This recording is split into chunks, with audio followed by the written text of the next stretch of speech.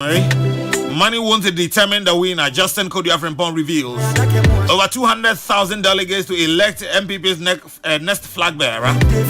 That is on Saturday. Defining moment for the MPP on Saturday. Fear Delegate Series. Exploring what influences delegates' interests ahead of the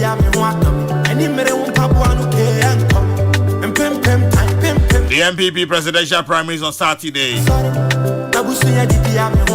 634 delegates in Akan constituency to vote.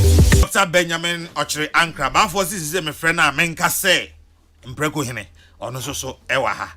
Ghana mpreko yemfu nyina hene. Ghana mpreko yemfu hene mache. Over just na ewa uni mo. Gogu ewa zo ko na for no uni mo. Echiche so. E dem ba ko pele yem mpreko. Enti uri ajeso. Na na ya. Zo de anka minia no. O da so ye minia. Nenya una urefi say you know I start mami tutorials na mbreko yen no urefi eh Ghana die be ye ni ade na nye yi ade na Ghana nye yi eni ma bi o ha etumi si na o dwene ho a wo ntia ase o so ti ase so na wa anwene ho enye ni o nyam na mo kire ya de was mo se de na esi was awia we ya se bi nsi da nyam na mo kan me bi sao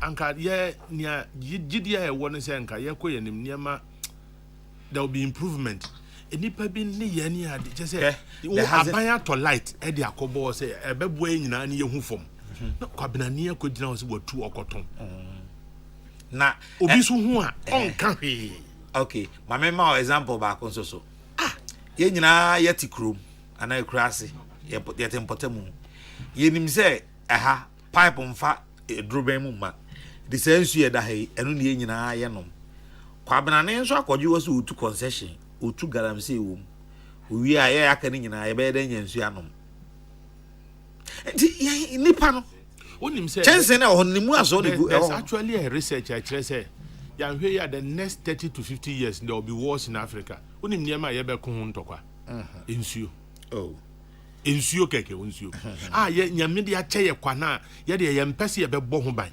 na enye won say ebesi nne for the past 1 year ya kan anopa ya obi si dan wo weja dam no ho pe o si dan baby a aban I say ho ne ye bafa ho nsa si dan you know one funny thing weja ho no your national security operatives or soldier for or police for o nyina o still ngofo o si dan ye to me nsia no anyway what Dennis the name abadwum ti mame nkona enye so no obedu abontina ne car tire adwo sa we enye threat eno no ha na badwum me the boys were nim ho mo yes adwuma yes ayewo minim ho bi ne ba nya mia my former brother Dennis Miracle Aboaje good morning oh still out that so that yellow zoom or me mapping the other so that yellow green. I was a expert in the traffic light study. It is a me who be a day one day. Yeah, so no quite my first over green. Sir, any don't watch it. By knowing with it. Meaning a wife. Oh, high fan of pay. Jakoponi dana say. Ami. Someone am kan say divine selection. Where the twem divine. Me dey na come say we no me selection e buy no o ma me boss strikers rule number 9. See ama emu adop. Very good. Ati e dey jam ya say. E dey jam ya. Oh Nyankopon adom. Nyankopon adom. Na onso e. Oh ye ho ye. Eja Nyankopon adaroma. Fiti June 16 for ye see mu say. Ye nante Ghana ha no.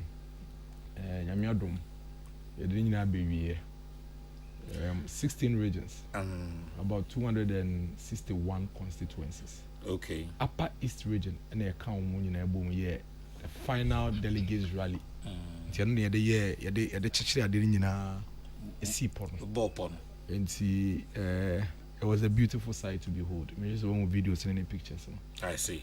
Na yede na sebe me nyame na e hwe bus white yi ne see a team near the core Oti region. I will voter. I Greater Accra. Ashanti, Western North, Ahafo, Bono East. Now, con 95 northern regions in Yamini better than I say. Amen. Now, that's just to say, Oberton in Super. A good Jumedia could be any naso. na nyame adom a memeda no empaebo a Dr. Mahmoud Bawumia di kan esre won ho ansa yetu sa akwantuo no waton so pegu so no man kunimdie aye ne de prekope. Amen. Na ya unu ya preko. Ai menu ya no. Odo so unu ya. Pa. Okay. I say Cardinal, why are you being thus charitable this morning? Push him to the red zone. Obeka ho no. It's me ex. That be say me kwade come do to yellow. Me ex is the obi ma be tu. Say get some kona na maka mo ho bom. That be say no. Omo nyina on one side against me. Say ka XS for me. Okay, normally no mo ye X and no mo ye na hofo. Nti me suma koka ho. Oh, they be doctor dey onko. E bi ogira. Me kwa kosi. The man say me kosi se me ne ya preko ho. Onu mum no that red. Na won kwa waka ejirim. Sa na me maka yellow ho. Fine. E be yi. Anyway, Dennis. Say na o kan mo ba pro Ghana ha ene ade nyina. Na ene no your last market day. In the next 15 minutes that manimu yo ho. Me tio. Ene ma tio fo pese tio ba de ntia. Ugidi say Dr. Mahmoud Bawumia a right person to lead the MPP. Nania medase Dr. Bawumia aprobo koye nyina no. Nkomodi on the party for the day no. Ejina enai mienu so. 2 legs. Dedi kan sa franketu dibia no. Eye dibia bi a se party for no e de mawa. Eya na eye enonyam hye pa ena omahye wo no. Esa ne se MPP no eye party ketwa. Enti dedi kan ese otumi convince omo de enti a yekuo kese we pa na etitire wo mo no wo ena wo sefata se ekuo no de se enonyam hye no ebe hye wo.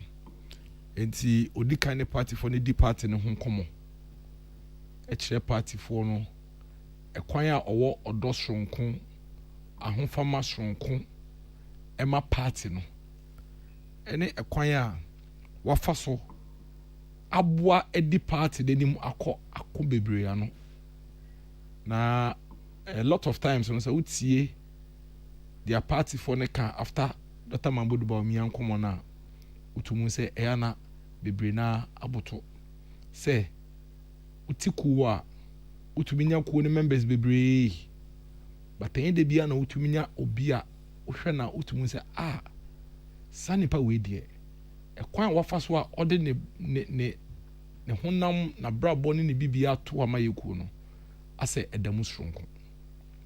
Dr. Mahmoud Bawumia nsam okanya ne se yeku we ono as a party member no brofum ye say ode so much value ode enepa bebre eba bata yeku no ho ema etuima yeku no eho akono no ekosoro kana obekaya MPP and NDC.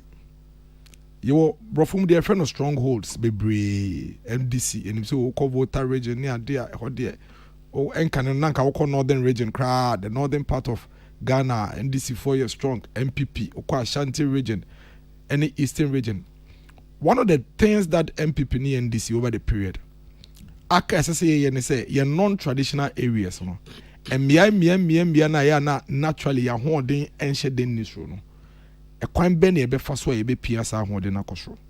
Dr. Mahmoud Bawumia be kan ye ho 2008 no adwuma ba ko a party penny for the man ne say doc ye de wabade a pe kwan a wo be fa so a sa ye non-traditional areas na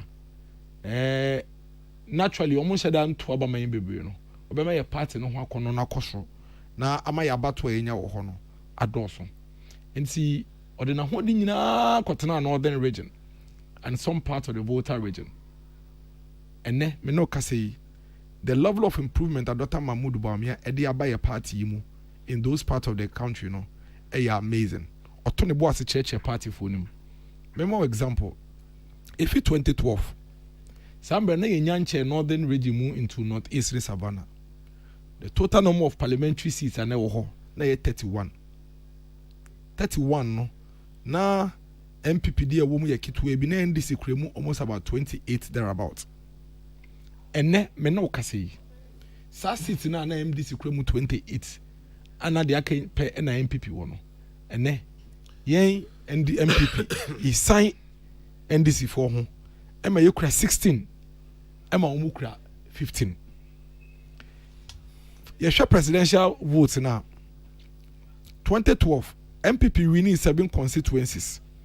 That was the northern part of Ghana. NDC winning 24.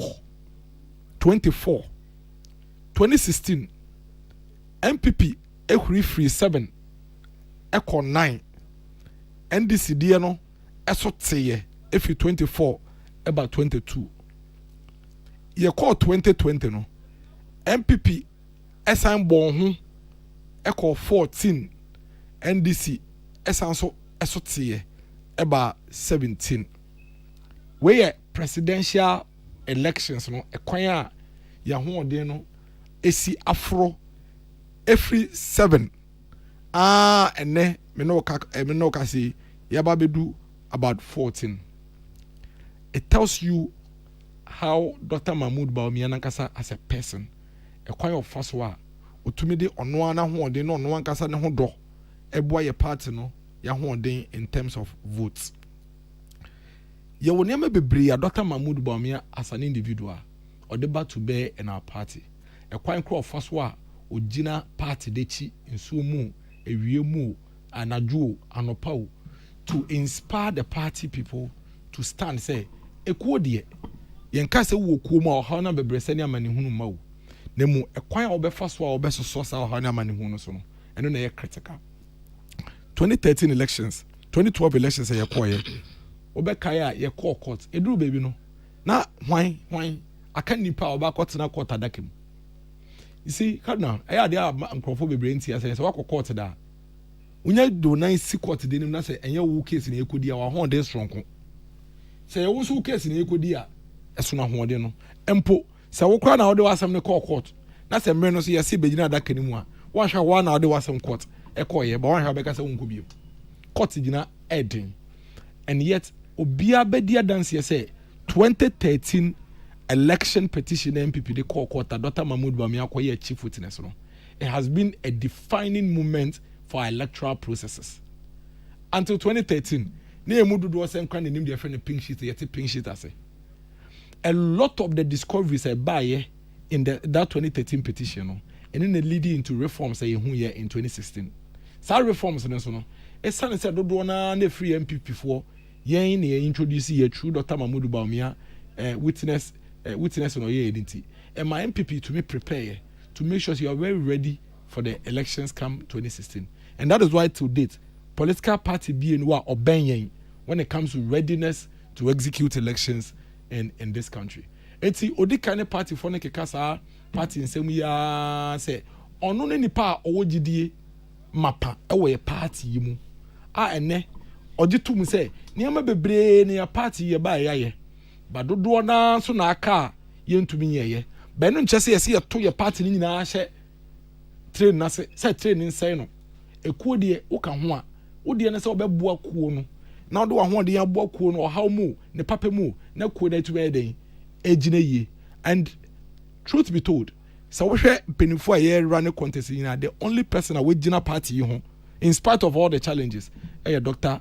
Mahmoud Bawumia. And the party people obani so omujitum say ye pe kendini a yenkai say kendini papa de ono no onya ohaw na mum kendidi papa ene kendifo a say ohaw ne abebre se ba onto ne nsengu wiem say media ma bre bibie ni wa metumi aye nti me pem bebi atena ana say mechitafo de mpe bia monye mintumi mwa mo biom na mo kendifo papa ne dia ojitum say an ohaw na ba amane na ba na mum nkama komanto mu yem ekwan a me fisi e betumi afa so na ye ho afiri mu nie na waka nipa na boaboa no na wepia edi yedim edi efi ohaw nem. That is the kind of leader and as a kind of leadership Dr. Mahmoud Bawumia is bringing to the party. Now of course the second leg Ghana and the way forward.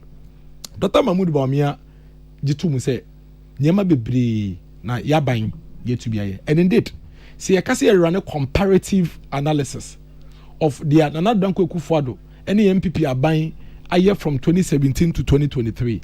Education, health, agric, industrialization, any whatever sector I can think of. Now, we would be able to beat any government that will come into that comparison. Now,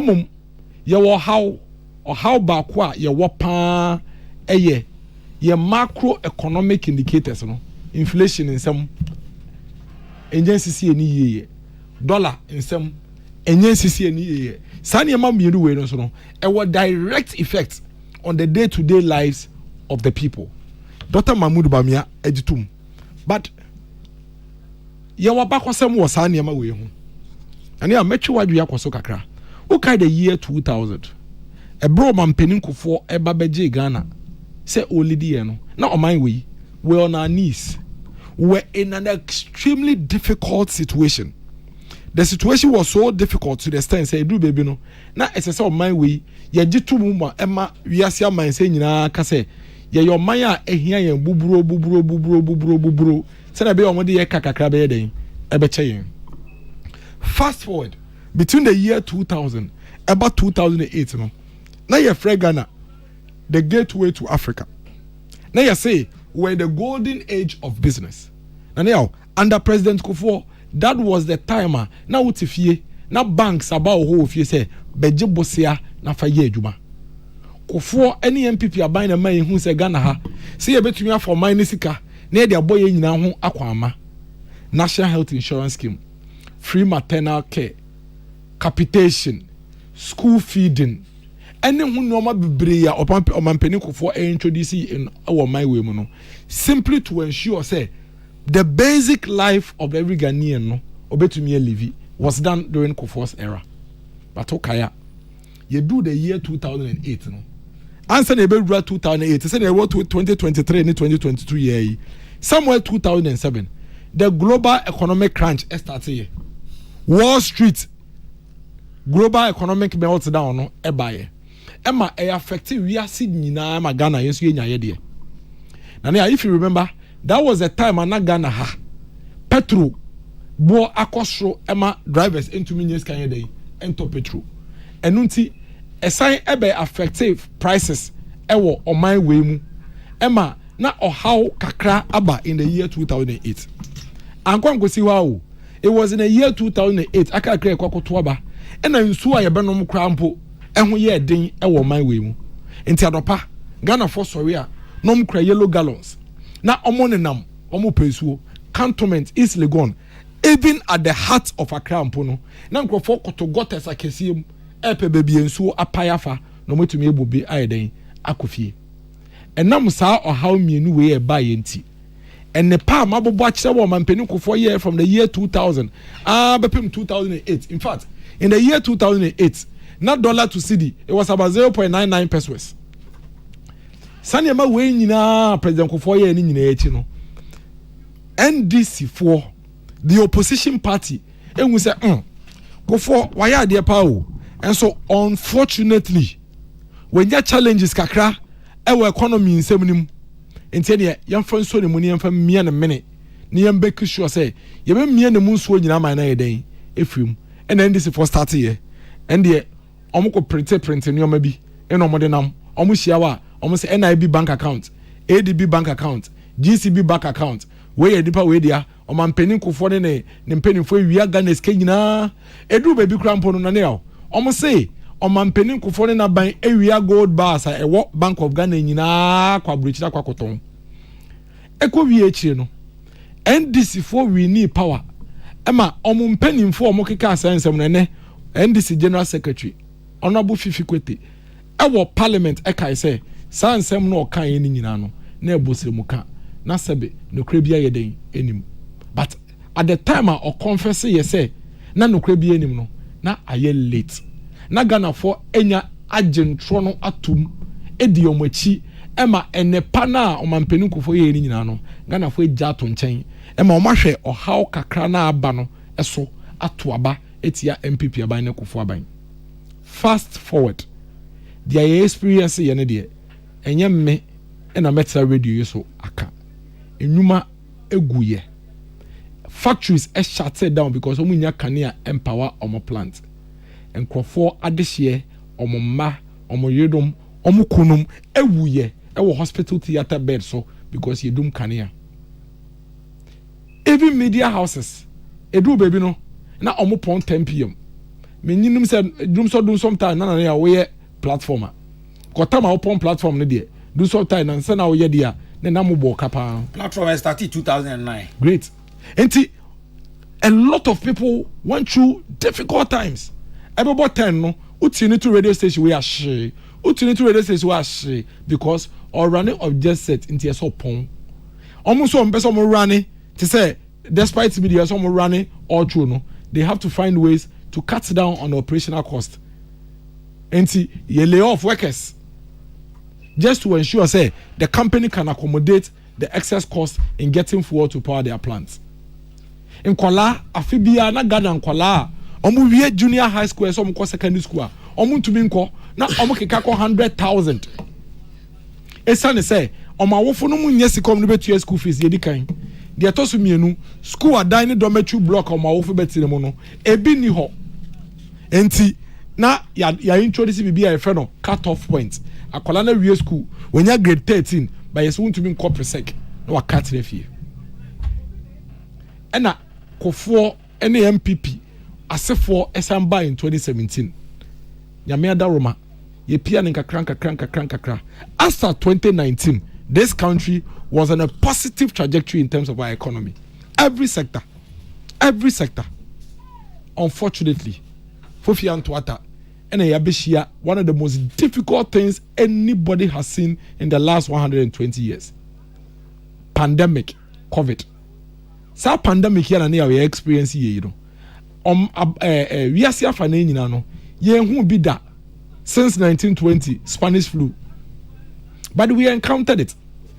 Then notwithstanding, ye encounter COVID wa bra na ye gu so ye fix ye economy ye nyam fixing wie ye.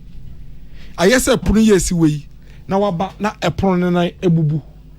E na wo wa ye wadwen say, wo be ye pon ne nan na wo de aiden, wo de asisi. Wesi nan ba ko. Wesi mienu, wesi miensa. Ode enan na toso enan fourth leg no e ba besi wa no bi de ade abopo no so. Na le yawo. Se wo pe o, se wo mpe o. So long as a wunya si four legs ni nyina nko ade e pon no bebubu aiden e go fam.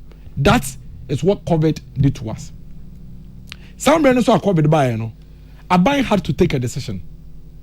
Decision na say aban take no and say you be the COVID nature akasa COVID ababa say you protect your economy ntino na bi wo ha yenye anase ye beka say no nipa ho aban bo ho hia nipa ho kwa ho hia economy ni de even if it takes 30 to 40 years kra you betumi apekwan bi e befa so ye besa ndi abadiem na mom na yo omo hwere omo kwa during the COVID period no and then me no ka say it doesn't matter how well the economy is doing, we cannot get them back. Enti niama bebre na ban eputi in a way to ensure say Ghana for enkwano is what we will look at first. Let me MC the amount of effort aban puti in the fight of COVID no. Say yen to be enya casualties in a manner in which amaya hodo nya enti ebia na yenti ase. But omo busuafo omo a omadehye ehwe omo kwan during COVID no. So we call COVID asema, they will understand it better than other people appreciate it. But we are not saying say no any the entire reason in here the economy no echo through what is going through. One of the biggest reasons for the economy in this situation is say whilst we are working at fixing the fundamentals, i.e. ensuring say we are very, very productive through industrialization, no, then we experience the calamity. Because our financial sector was being fixed. Banking sector cleanup is one of our biggest low ends in terms of even the amount of money we spent on it. Okay, we say, sika money here banking sector cleanup, come on my bank for now. Eya no more if you say, answer the here beba no. Na on mine the kind of for mine sika my banks in that mama say no. It's how long were you going to do that? To put the depositors' monies at risk. And then on the bank be ankasa. Obekacho say Ghana has one of the most resilient financial services sector that you can think of today. ene. But before now depositor to me call bank so kwa kwa jini sika. Udu GM banka. Yes machine na say. Yes system no call down. Yes system no beba echina. Yes beba himache. Uwe to me atwa kwan be 1 week. Na wo wusika odi ato banka wo kwa yi no. Unsa nyankan ye. The banks were only operating on paper. They had nothing. They had no assets because egu ene yete ho. Ene ye put all the depositors at risk. Say ye MPP ne Akufo-Addo aban ne buy. And now with the bold decision, he undertaking this banking sector cleanup. And the level of calamity about 2 years in the economy imuno. And the economy crampo no isa. Adia bakoso say di enya. Ma sa COVID impact here very very huge. Power purchasing agreement and here war. Because now say okokota ade obi ho. Now say me nisika na mo ade no fa fem me. Ade no so ade bre me no. Say me use wo met your honka. Go and check the amount of money we needed to be able to do these things. Contracts so ma sign so no. Omo de come cheche contract, omo cheche ye kon. No omo de ashe contract nim. Into do nsaka na akaw. O do nsaka na tiu. Enti COVID did a lot of damage to our economy because na ennan na yesis no. Yenya yeden. Na sanya ma abubozu nyina efa ba omi ahoben. O say me I'm making a point. Very important. Okay. Did a lot of damage to us because na enana yesis no yenya yeden ensi wie. Ena Nyankopon adom. Yetumi aba bedru bebia yedru sisia no. De eke nyina ne say whilst aye ba be pursue sa macroeconomic challenges ya unya kofa ba pe na ebi ba kofa ba no.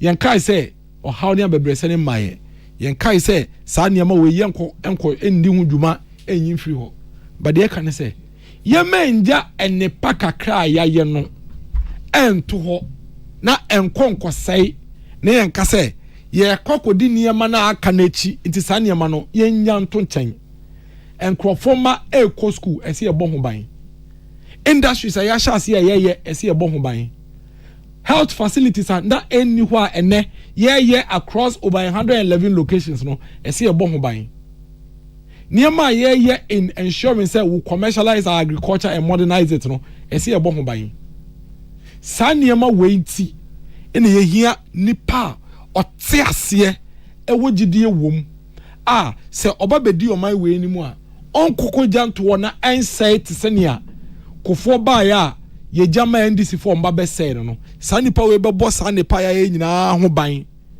na obo ho ban wi a na afei de aka ye ntumi ye no na ne yaw wakwakodi e kira ye den ama ye eno ena ma Dr. Mahmoud Bawumia edemu sronko pe say betumi ye omampani abede e kire abo omampani no ama na ye n'adwuma ba bedrum pempeso ya ba bedui ama niam bebre ne etumi a chibi ne mom dodo na aka ye ntumi wieye momma me kwan me na me wogidi ye wade nim me na meti ade na se na me mbode ya no ho ban na de ye ntumi ye no so a me gitumu se esese ye no na metumi adi ekire ne yetumi ye no ayeden efiri ho se ne be ya de ye experience ye in 2009 after ye push Akufo out no ye Samsung ko experience bi post 2024 ninti ena MPP man nyina ayo madwen se ye de tumi ebe ma Dr. Mahmoud Bawumia na wedi yenim na yetumi edi saa nkonim no come 2024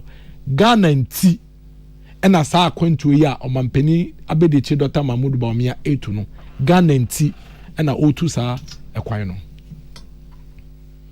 Right, Ghana nti ena otu saa kwan mo campaign mu nyina ensem aba out of it me pese bisa ba ko mienu bi na yade to ankomo no so dedi kan ne se Dr. Bawumia ankasa ye kan party no mu ankasa onye grassroots person on contribute to party ankasa on moai ebi so latter day saint kire ya no oba party no mu chichire nyina wonka ho omu aye nyina wonka ho ofrihin na afide wabeti asim onko na chi no nkodi line no so na oni so kaka ma me fa third one ka ho ya no we na fa connect set no so and then the third one for this round and it's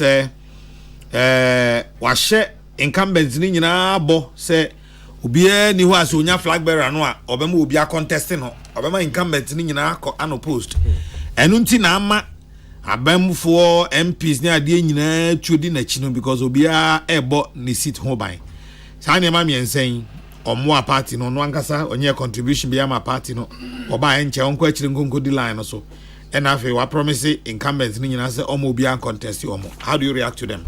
They can Dr. Mahmoud Bawumia Omanpenin Kufuor ene Governor Paul Akwa ene kofa Dr. Mahmoud Bawumia doing Kufuor abreso say omeboa Governor Paul Akwa na omfanye adwuma o Bank of Ghana somewhere 2006 thereabout ena Omanpenin Kufuor na science epeja no ede ne be deputy governor in between the period no oyedwuma bebre ma MPP any MPP aban Ghana Telecom ni ade nyina na oboa as a board member during that period inti Bank of Ghana na otina na oye na adwuma as deputy governor no na oye ema ye aban na kofa ne bae na 2008 Nana Dranko Kufa no kofa ne se omeye na bedi echire na ye mass bi 2006 so all the way to 2023 how many years? That should give me 17 years. Okay. That was 2006. I mean check here 2006 to 2016 gives me 10 years 17 years. Okay. Yeah, right. Omanpenin Kufuor ba beyimu 2000 wa and somewhere 2003 2004 2003 Dr. Paul Akwa Eko BOG, you know, only Omanpenin abedi Dr. Mahmoud Bawumia akoye. Inti 2003 to 2023 20 years. Yeah, democracy so the year in Nancy year. Say started 1992. 2023 minus 1992. 31 years me boy. 34 years. 2023 man saying 1992. Yeah, maso. 1992. No. Yeah, 31. 31. We are one. No, 31 years. 31. Okay. What 20 feet 31 more? I can't 11 me boy. Kojo just said in there 31 no kojo he 2023 and 2 na wo ho no ai what 3 no 3 2 no what 1 what 2 no free mu abeka 1 2 na wo ho no wo 9 free mu enye yo boko akobo bosia o 2 obekari na kojo mesi wani ho na mesi no so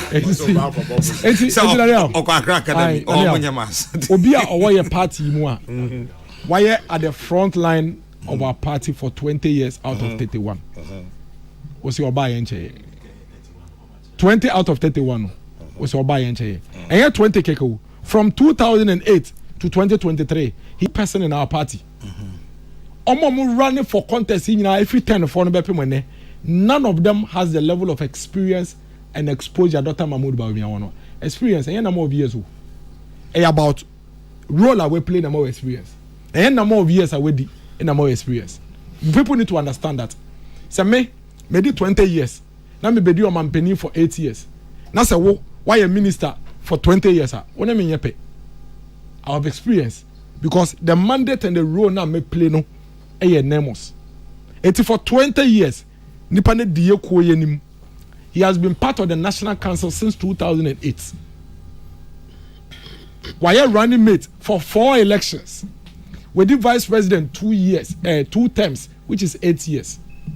Obi any a party when now or run a contest here or Becca say or what the level of political experience in exposure Dr. Mahmoud Bawumia e wono. Yemfa no ntonche. The issue of MPs. You see certain down will be kontokwa. As ntokwa no funo na ato akeka. Ye kuwi. Ye dem ran e adwuma. Na nipa nankasa no no de no ho no. Oko contest obetumi abu obi ade no mo no ho ono no sisi o vice president o se owo tumi a obetumi de abu obi na nipa no enko contest a ade no no fa sa tumi no embo ono ne ho na tumi be no de beye obi obamu obi akọ enko contest no. How does that even add up? You know the good news about this, Okoye police station for no how. Omo te party we assessing you. Some of them have been police station executives since 1992. And omo tin sem be say ya, omo de sere. Omo te straight away when say we one of those if you miss the ball don't miss the man strategy ni bi. Omo ja park na so na say nipa no twon. Na wa ya na wa twon. Na ye hey no wa tofe no wa twon. First one fi no. Second one fi but third one the one he be twa na we be pra no. Eti no osai twon third one na ball no na mfemu. Nti na we kuri na onan esi nanim. Enu bi no. It is never true. It is not possible. And to be simple. Because me no ka say uko constituencies ni mu a. Omo ba be run contest ni kwa na e. Omo ahia se omo ye omo campaigns o. Omo ni omo polling station executives for echo up and down 2-3 years ago. And no flag bearer, no presidential candidate, nobody in this party in the bed to be determined who becomes the parliamentary candidate of which constituency. It is not possible. Ade ba ko pen na 2023-2024 aye possible. And they say MPP ebe winning election 2024. They are nyina sanse mo keke nyina. It is not possible. Okay. Ebia can say Dr. Bawumia. Dia na aka wonim. Because from 2008 why I ran back I ran mate mienu. Abe vice president 2016, 2020, 2020, 2024 as abe vice president. Dia pa na aka Dr. Bawumia enti one farmer or mampani nanado say Dr. Bawumia wo bibi soronko bi wonimu a en watra hama Ghana yaye baby e wo sesi e dia pa na kire se papa yi oba bibi fufuro bi wonimu a oba beye o mampani abediti enyo mampani enye pe ane yo woni me be ya adwen we am not putting you on the spot o but dem be ya adwen say in every organization despite be their hekre away we sure say Kojo Asantene baafo omo woni me bi omo nyaa na nka obeye no in another way because we editor omo nyaa nka obeye na in another way me kra Kojo kra me nyaa nka me obibi am pese oyenzo exactly me ka on fi me enti dia Kojo ene baafo beti nka so fra editor ade nke ni say ya anka beboa wo se wo ya ebeye Kojo de wan yen so a Kojo entumi enya wo hwe bibie ni wa Kojo betumi de ayewo enso se Kojo pie na se bibi nko yie with Peace FM a on be say aka che Kojo say na Peace FM for mo ye dia mo ye Kojo so entumi nkoka say ade na ye no me ka che editor be editor ntie na me de me make me input anything ntie but se Kojo e betena wa konwanim as editor niam bi wo Kojo be ya anka wo na wote ho a anka wo ye den wo ye ina niam bi wo so a onya anka wo na wote ho a be den wo be ye ye man we mu ye ne mbra na ye adwuma omampani abedi ekire e wo ne responsibilities and roles in the laws of the land. He is not the president of Ghana. Ujiri ebi ameti me presidential staffer.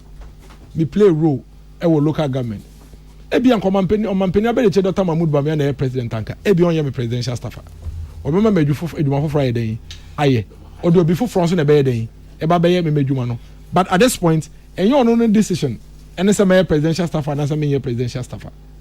Oya omampani abedi chire. Ne die ne say obe support aban ne omampani na ye adwuma no. Eye completely different from say ono ankasa eye omampani. Enu nti no say niema na ye ni nyina no.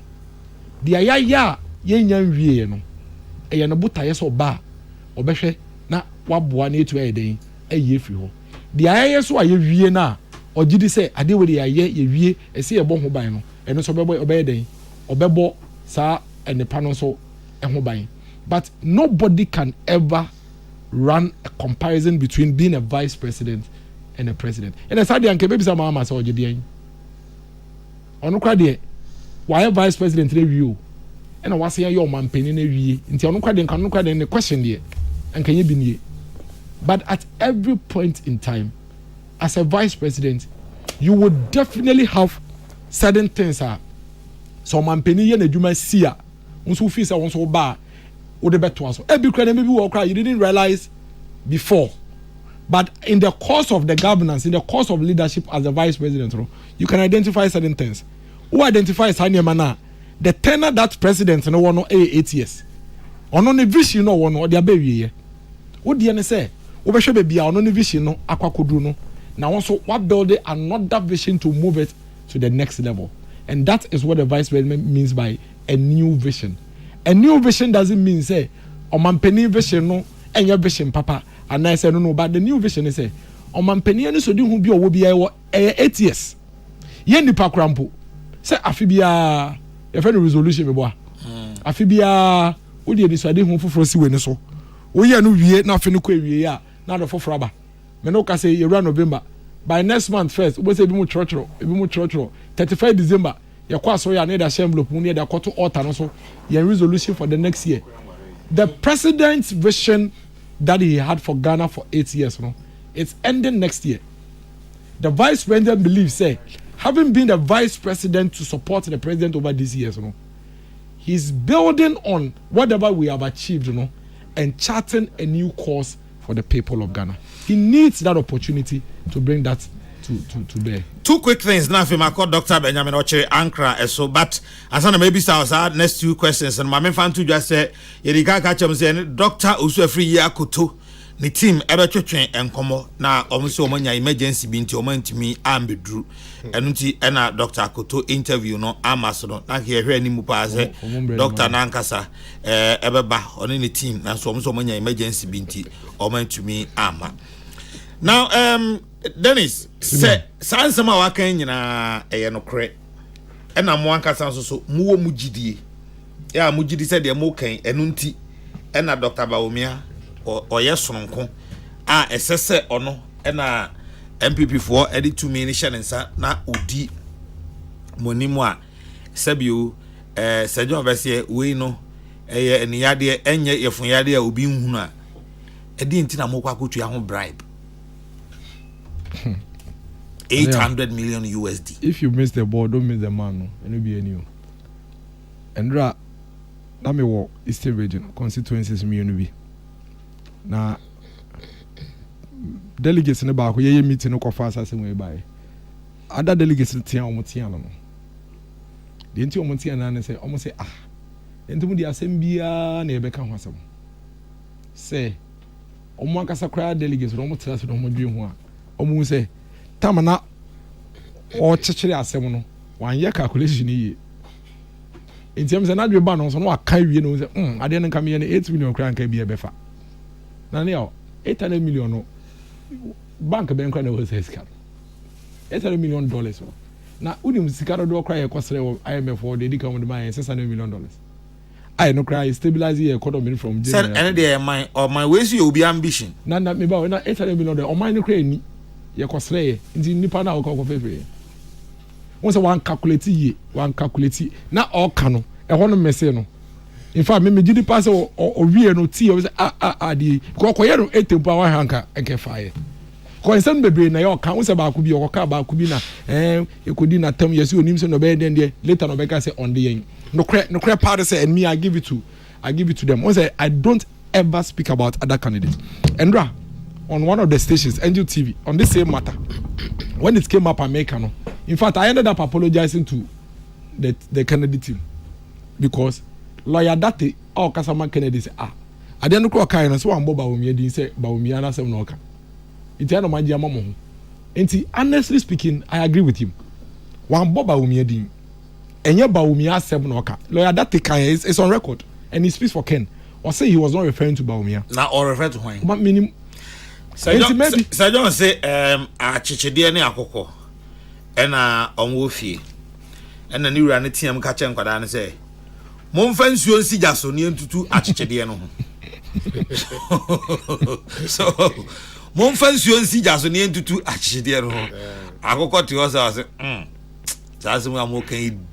because me na didn't so to me when you because amongst other 3 contestants why na ugidi say Ken threat man no enti obetimi akwa Ken bribe say unsi from man no ayakoto because you no Ken ye threat man na ti o Ken no ya kwa elections no nipa na hand to aba yenya 600 onya 120 ma me ka sem bia and sample no ma ka say enye representative na selective amnesty Mono, you have been unfair. You have been giving the vice president the credit out here. Yeah, caught 26 August. No, money you say Mama ne yet say contest ne so close am bi mbae. Why mo na man ye hu? Ye nyina media for me betra ha, I am betra ha. If I okra me no ye bi. Mama ne ye hu, na say. Enye me na mama na onye de mo am ka na me bisa. Enye ye ka mo nje ye de ne mfa. Ah, say wo ba ensem a wo we, na bia na bisa we. Na ya ma wo de ma me kama say wi. Ya koto aba ne wi no. Nipa 900 to aba no. Vice President Nyemu over 600. Second place person no onya 120 and omo makari di echiri. Enti eba ne sen and a second place person be ye threat to us. Omo ko ye chi ye twa ye ni kura ye hu omo. Enti how are they a threat to us? Minya 600 and something. Unya 120. The next person dey we chiri nya dey. How does it become a threat? Me no. I think I need to give you the figure because we have to be fair too. We have to give the vice president that due a friend is saying credit. Say ye koto aba no nipa mako 10 na e kwa about no mo nyina mo se ade ye tight yes ye tight mo se ye tight yes ye tight ye keka about no nyina bom ade ye wahi aha mi se be hu ye keka ade nyina bom no vice president nam over 900 sela mi hu na a friend is saying Ken vice president ya 629 629 nipa to aba ne 923 vice president ya 629 Kenya 132 Alanya 95 omo makari nyina wo ko bo mu nya 67 mambisa asembi 132 95 ene ben 132 95 ene ben because 95 no the 5 count pe 100 unya 37 pe we do ken ho omo no mo ko competition na ye de 629 yi unya pore close to 500 as what baby do ye ho eba ne say no mo so mo ne wonya adwen na o kan say sa 6 something 900 and total is 923 as a sample of over 200,000 and your representative enough now the 923 kura we hu so na 200,000 nipa 900 pe convention mo no mo be di wechi we ntumi anye o say oh nipa 900 me ntumi an convention about 200,000 de metumi aye o pa ye nto we nwie mo be say the excuse for aba. The fact of the matter is that Dr. Mahmoud Babia, your biggest problem, your biggest threat, and I say, you set ambitious target at my home. Say, I see a hit 70%. And then they die, yes, someone die. And then they die a 2 year dream. That is the target we want to meet. But in terms of about 20 years, say, in penny for 4 neck, respectfully, in all humility, to be very sincere with you, yet your party for near shade, you Dr. Mahmoud Babia, and the party for now, we do not have a threat from amongst the other competitors. That's also win India. I got 48 hours. Monday and up to me no do eka. Me am say abaha. Se me ba. Yeah ma. O me ko baby aba for me se me ba o se me ko. Me ko baby me ba ha. Na ye ba na na yo. Mpene tenten mpene no a. Se yan cross 70%. Me am ba me kura me nsem acro farms nkosua 10 crates. Se wo ye cross ya ekwen bi abefa so ababeto ese obabeto acro farms nkusue na mpe 10 crates now they share me wa ha because you see nipa ya ade a osayeyi and eto de bia we shouldn't give people an overrated impression of themselves more than what the reality is indicating. Party for ne si omadwin pi omo si omadwin po se ekwen bia ye befa so a ye be win election 2024 no ese e wini nipa ba ko obetumi di yenim kan na they are win elections no and Dr. Mahmoud Bawumia and they are overwhelmingly voting for him. Where did the issue of threat come from? The threat is amongst the 3 people. We are not part. Yeah, we're different category. I see. In a sentence,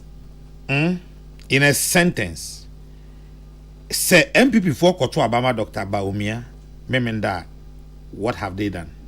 They have salvaged and saved the future of Ghana. They have protected Ghana from going through an economic pendulum where you kwe enum miensa na ya be echi enum you kọ miensa na ya be enum ya kwe echi ensia. They would have protected the gains kakra na ya no, they would have protected it and they would have found a leader obetumi ama a hope any assurance to fix the ones that aka into me. That is what the party MPP would have delivered to the people of Ghana on Saturday. Dennis Miracle Abuaje and Ote Nenkano. Yes, sir. Mr. Eneye, Bema Collins, Adomako. Rasta. Member of Parliament for Efija Kwabre North in a birthday. 40 years. Aye. Yeah. Man, I would up. Now, Udim, Rasta, oh, you're not calling. Now, Wabinya, Unimadi, you. That Africa say withdraw. I don't know. Call us him say, yeah, Ghana cry, we are not utilizing him well. You're only gone, or ye BBAB. Now, sports, no, or Bobo, or Temika, or ye Biana. Yes, you are no Bobo. I want to let it go back. You have a treasure, I'm trying to try him. Now, Ubisana. No, I can't just say, or copy sake. Now, I mean, when you ask, I only do come on. Pay very close attention to the analysis. Ubemu say he's a very deep young man. Yanko Bonshia no money. Now, Omana wedding strong. Now, for me, uncle, me wafa, me uncle Sankasa me wafa, or not the crime BBR. ACP Jonas Samuel Abuaje, or Kumase, and they in a birthday. Sansu your software. Reverend Methodist sofo wofa nyankopon hia no nto nkwande mu no ma wonyi enche mame na oma hu Dr. Mamu Baumia amembo 2025 now dachi wabo na edi ho adanse ache police for jina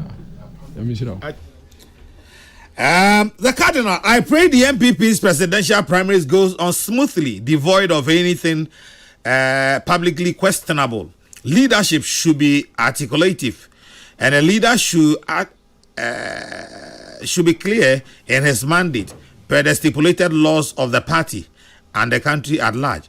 We should know that the teeming youth as well as the fresh voters are keenly following developments. Jomo Ewo Pukwase Festus. Abacha said on the 4th of November, Dr. Baumia is going to win the elections, and I know those people who are going to pose a lot of problems to him. But they should know that Baumia is already a winner. Abacha and Odiwe say Ebaye.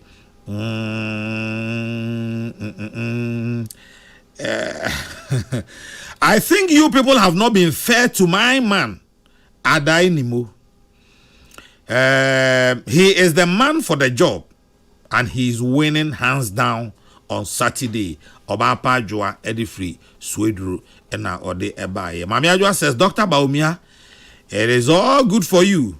Know your level. God will surely turn it for you, and it becomes blessing for you on Saturday. Mami Ajua Sodia Ode Abetum Enono.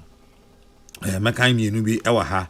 Justice Abeku Newton of Fair says, good morning, Cardinal. On the 4th of November 2023, MPP will elect not just a flag bearer, but the president to be sworn into office on the 7th of January 2025. Analyzing various campaigns and surfing through the pack, my bet is on Dr. Baumia for his decency and great fortitude. Justice Abeku Newton of Fair and Susu Edie Enono. Yao Sankide in Taifa says, Cardinal, good morning. I am a delegate and I will vote for His Excellency Dr. Mahmoud Baumia because amongst all the contestants who are vying for the flag bearership position, DMB is the best man for the job. He is the best candidate who can easily break the age for the MPP. He is the one that ex-President John Mahama and his NDC people are very much afraid of. He is the best candidate who can add more floating voters to the already existing voting squad of the NPP. Yao Sankide, anyway, Efri, Taifa, and also the Batumu. Master Planner Junior. Okay, before that, Saturday, 4th November is my birthday. I can't wait for the double celebration with Dr. Mahmoud Baumia. Say Obama in Pokuase. Master Planner Junior in Kitampo says it is clear that Dr. Baumia will win the elections on Saturday and also beat John Mahama in the general election. Breaking the 8 is possible with Dr. Mahmoud Baumia. Good luck to the VIP. Unity is key. They should take note. Mame Abba and also do we say about Dr. Baumia will win Saturday's primaries. Simple. In fact, it is possible. Amisko Spelele anyway Efri Kaswa. Dr. Benjamin Ochri Ankra Pacho Mamintio. Yeah. Baba. Bibia boko dia. Enkayara. Damn yasi. Pacho Ben we kakra mame. Say ana twenko wanim kakra. Meminenda. na finally na bibia ba emraso na MPP for delegates na ekoto aba eyi ne obedio omo party ne enim kan okay nti enipa nan na party ne hihye no omo wo hutumi se omo gina me eto omo so aba omo aka omo nsem party for na tie na yente yakra yate Sir John forever in the history of Ghana's politics yawe kai no o se fear delegates se miana mbeka o ha mfie miensa atwam ni se politics no dogs are more honest than human beings obi wo ha o firi wachi enso hu a na o ne wo sere okwa na o kan asem foforo na susu ampa sankanya me ma ye ho kwa me hu obi a trimu asem no won se asomasi odi ma chikeke enso on to aba ne ma me ankeye enso nyame na ne nyansem no eno de wanfa maye enti Saturday ombekọ akoto aba enyama ba kumienu bi akoso juba bia na we achifo we achitafo kantia we na we su kantia we makapen since January me say acha kwasiada ne ato aba na wie ne yi nipa baako miensa na aka no ni ono betumi adi nkonim no ono kwantumi enkopre national election na obetumi awini dise wunya omo maka no emo mbebo nti party mpani no wadwuma kese papa especially immediately after the election o man hwe yie no man toto omo ne mayi a ebetumi aha party no me de seminya ya okay was a Kennedy and a winnie and just for a simple reason say nipa no obeti obi so ne ya man contract yes ya man contract but under MPP enya Kennedy nko na wanya contracts other individuals be enya contracts so sabio omunya contract no mfaso oba nipa ahe ne nya so mfaso nipa ahe na omutumi enya sa contract no so mfaso na sa individual kana ha nipa p was kasi Kennedy nipa p you can't even mention. And so what has been their contribution to humankind? So busy ono de kakanya me de amano no ko 37 $6 million. Yes kaketo or the C cardio center. Na me no ka say doctors on be ya adwuma ho no adi kan de omu nyina akọ a omu kosua de ye be wie no no so ma ready on ba be ya adwuma wa ye bi as a human being me say nyama ni bi ye nyina ye ntumi nyape na ya obia ze brofoka say temperament obia ne ni su ne ne bobre obi edaboko obi so obohye we see miracle ba bia be ka so miracle onim kasa kura so obi na no na we won say san na no we say obi an say na nyame bo no nti the person may have his but then so me hwe Ghana hapa ne say ni nipa ho chirom nipa do a graduate even from the educational sector nipa over 60,000-70,000 omodoso omo wi omo nya adwuma nye obi o first degree oni adwuma nye obi o second degree oni adwuma nye na sankofo ni nyina be doso a ebetumi ama aye national security issue enti so obi ebetumi abie nyuma one person amongst the four normal contest no ono kwa over 7,000 workers say yame ya na dom no atumi afa 50,000 sanka oman ye bre ebe kofomo yeko bibia ne yakokra ne yede aba yeko ne yakokra ne yede aba ndi se obi se obetumi aye a wahye ase a oye na obebo ama adwuma ba oman mu na nkofo anya bia ya why not we can give him a try but me abai min to be omo mbeto no obi akoka nasem me anope ni amesre ni se obi a delegate a okono koto aba ontoma Kennedy ohene Japan na omra na omma meboa ma Ghana nyumasem titiri enkoyie but all in all no we wish them well enti ebedu memenda acha 5 pm ni atwa wie ni akan awie ewia a you obedi nkunim I am wishing say Kennedy be din kunim Kennedy din kunima man na chitaafo no nkonkosere omo maka no essence obehia om say nipa foforo nso din kunima okay hu say obehia omo maka ni nyina no no maye adwuma na President Mahama dey so wa sha ase de dawo wa sha campaign na say ono what twen it will be very very interesting Mahama versus Bawumia or Mahama versus Kennedy. Very, very interesting. 2024, very, very interesting. Now, I'll be very glad to say the campaign for the presidency will be issue-based. And yet, when war, religion, when free him, finding when Sunday money in the beton chain. Near says, Swampa, or may, yeshas, yache, a cranberry, a fast one, our problems have been same all these years. Now, baby, or hanka, or say, nanka me ba ye niama sesan o ma niama koyie enso ye die ni yatim an si yatim enti amanyofo no yesre munya kwan na mu bedi o ma no so a montoto adwen you see politicians no kwan to me but unfortunately no omo an kombetumi abo a kira adwen a de ko kape hey we or we afa we or color way enti kura nipa ni bi o mekire na adwen ne akoma no akopa matade ahye do nti otene baabi na ya onim say ye ka say most beautiful name Miss Ghana ne ho enipa ni bi ho ofe pa nso mo nko pageant ni bi da nti nipa ni bi ho mo wadwen wo nyansa wonim de enso esan politics nti makura na waba begina nim na ono so de na adwen kire aboa me ye buo man no nti ekwan ewa asen a ewie won fichire nti memenda yede yete ha ye ewie wa aboboa no medasi enti Saturday after Saturday no next week ya ba ni wa win no afina ne ye be hwe no as a person as against a party okay President Mahama ni NDC so almost omte omotwe medical kan enipa ni bi mpe so saa na beba no kire se NDC ni MPP fufuro bi ya beba ebeche ye fe ni mubu 20 years from now ankoba sadia and they are only adding up to the numbers. 2 messages for you. Doc, submission no cry nimusa. Oh, Ken has been talking plenty. Advise him to keep quiet. Now they no emfa.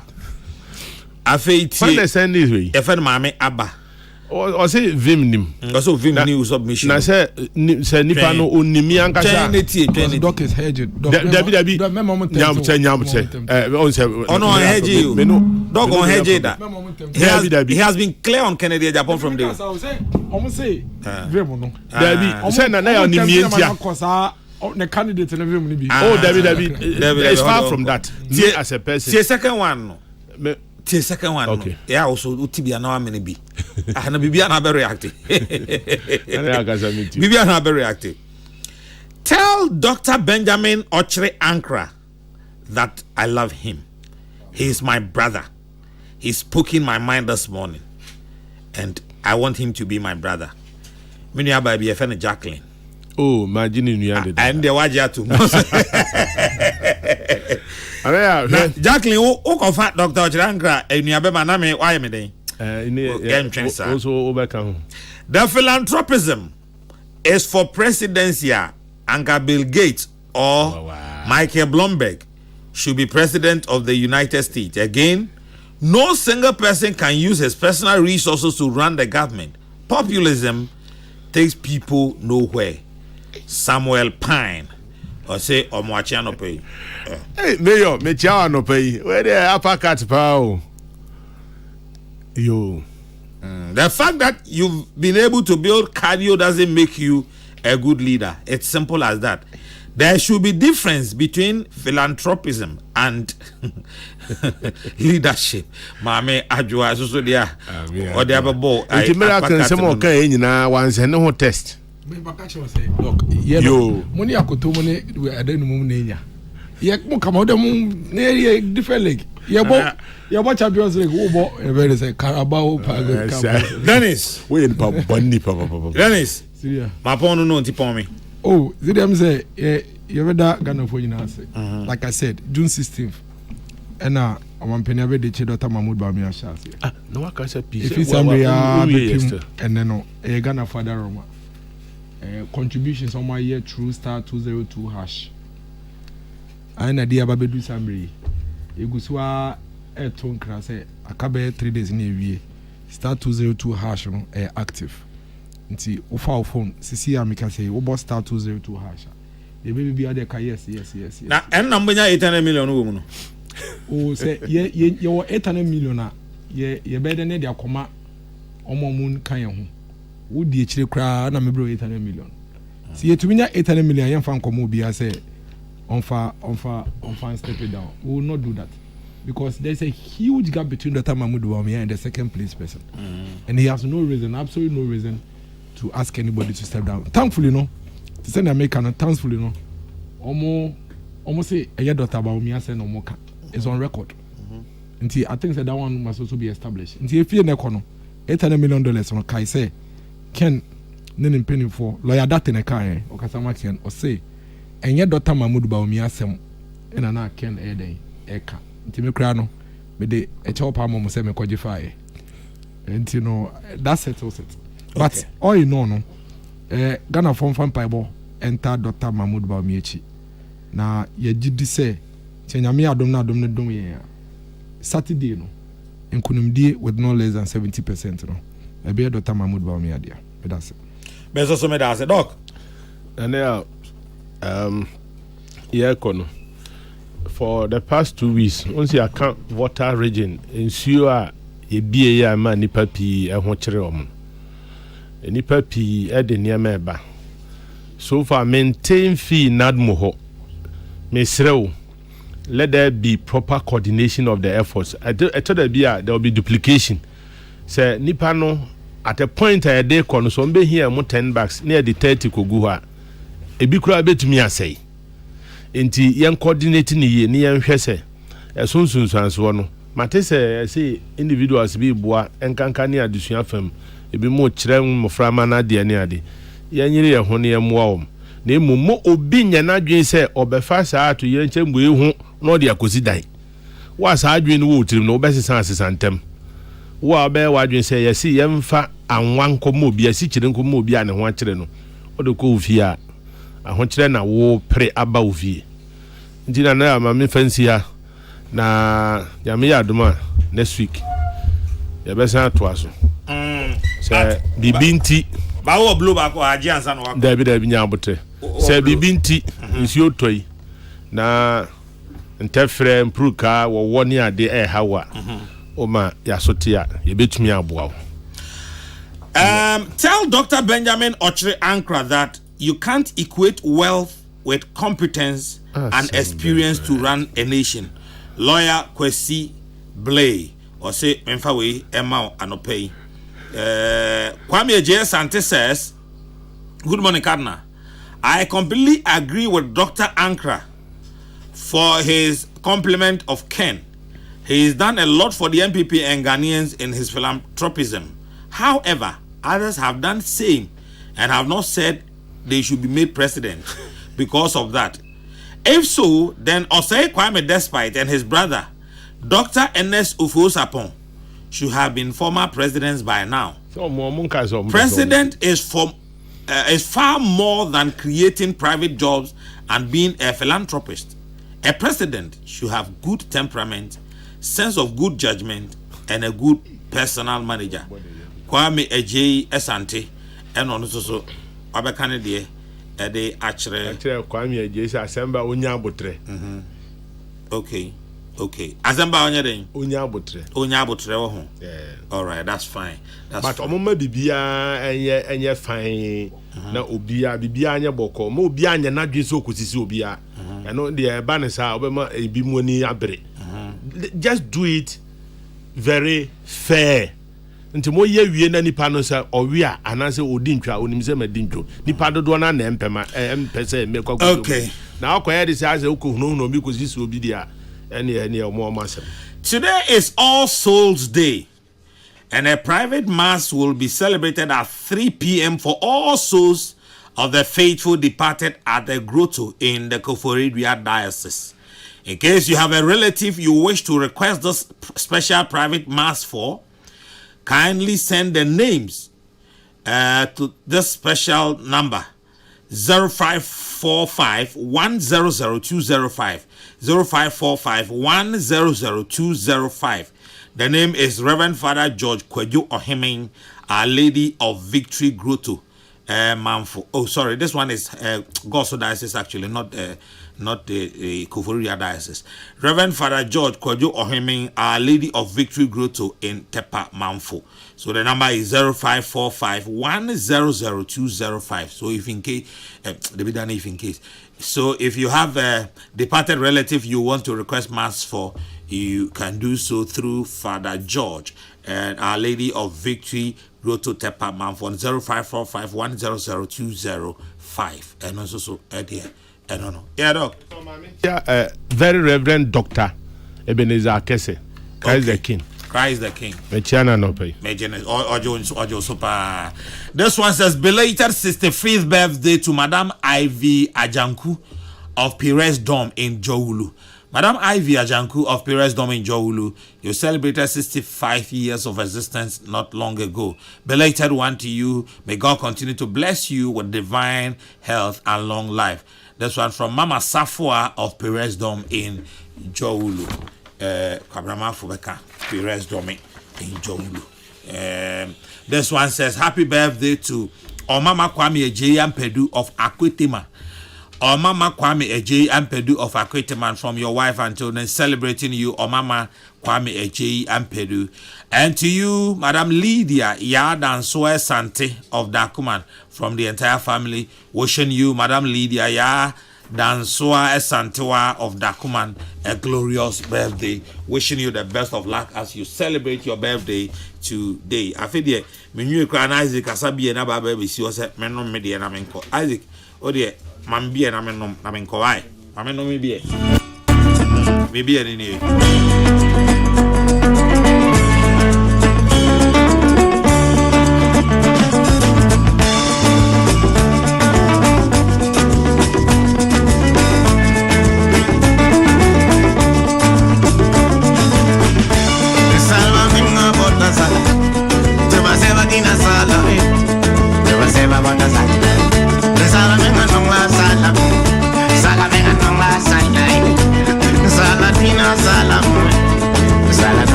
Living in the world, my brother, living in the world, my sister, but you live in this world, you living in the world, my mama. Some are really go hate you, some are really go love you, and some are really go hate you. I was here and then so brother me a crime yedemo SCA. Sorry, I'm a Kofi Kumbelson, the Royal Baby Nimotana cop him Zepremo Betona Yedi Cassiabona Bremo. And then Yawada Cassiabonechi Peace Power Sports Review. Sports Netching Kaibo by Kaibonechi Entertainment Review. Entertainment Review at Judia and Kwame Yabo and Mobetrama Nunciabo. No sia Cassiabona Beba, Cassiabonechi. Mickey Betra say. All our friends will be drinking all the beer. Hey, hey, hey, hey. We don't wanna know about the mama. Yeah, we don't wanna know about I don't pay me Jamunina name on Namada Dr. Father Dixon. Kennedy Asante Ose. Osofo Kojo Asante. Stephen Bafo. Peter Square Isaac Opoku Pretty Joyce. Odia Nkan Kwame Yeboa. And an apostle him adwa Yeboa Jimmy Domasi. Sanse Omo and I do Nyansan. A shisha Jumain and Bidi Huchiame.